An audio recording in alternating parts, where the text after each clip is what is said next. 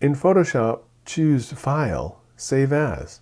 Name the file modelfinal.psd and click Save. Click OK if you see the Photoshop Format Options dialog box. Click the Levels button in the Adjustments panel. Photoshop adds a Levels adjustment layer to the Layers panel. The Levels controls and a histogram appear in the Properties panel.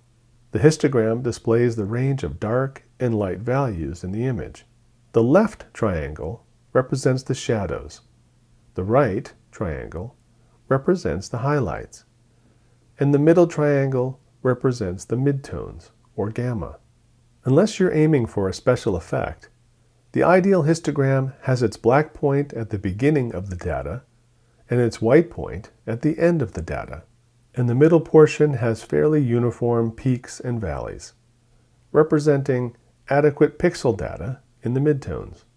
Click the Calculate a More Accurate Histogram button on the left side of the histogram. Photoshop replaces the histogram. There is a small bump on the far right side of the histogram, representing the current white point. But the bulk of the data ends further to the left.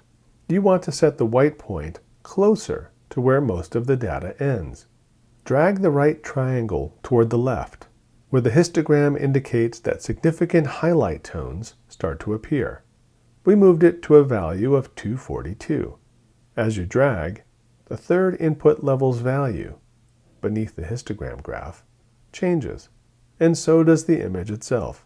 Pull the middle triangle a little bit to the right to slightly darken the midtones. We moved it to a value of 0.90.